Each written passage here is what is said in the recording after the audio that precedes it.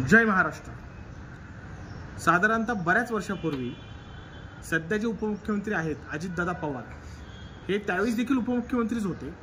त्यांनी स्वतः या राज्यामध्ये गुटखा बंदीची घोषणा केली होती। पण आज आपण रस्त्यावर बघतो सर्रासपणे जिथं बघावं तिथं लाल पिचकाऱ्या असतात। म्हणजे मी मागं म्हटलं होतं जसं पुष्पामध्ये आंध्र प्रदेशच्या पट्ट्यात जसं लालचंदन दिसतं तसंच लालचंदन आता महाराष्ट्रात देखील आहे। लालचंदन यासाठी कारण महाराष्ट्रामध्ये गुटखा बंदी असताना देखील महाराष्ट्रात सर्रासपणे गुटखा विक्री होते।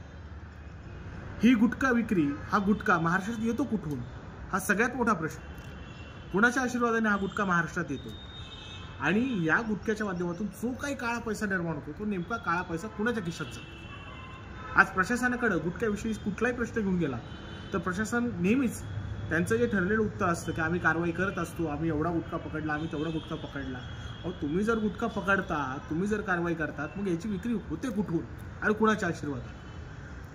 आणि या गुटख्याच्या चक्रव्यूहामध्ये या देशाची तरुण पिढी अक्षरशः गुरफटलेली आहे। 7वी 8वी 9वी 10वीतली मुलं देखील गुटख्याचे तोबरे भरून रस्त्याने फिरत असतात, पचापच पिचकाऱ्या मारत असतात। हे प्रशासनाला दिसत नाही का? तुम्ही PMTच्या बस बघा, तुम्ही रेल्वे बघा, तुम्ही महापालिकेचे काही कार्यालय बघा, प्रत्येक ठिकाणी कोपऱ्या कोपऱ्यात तुम्हाला पिचकाऱ्या मारलेल्या दिसतील।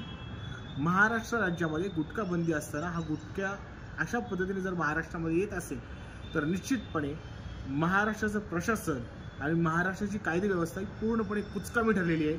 नुसती कुचकामी नाही तर गुटखा माफियांना ती घाबरते।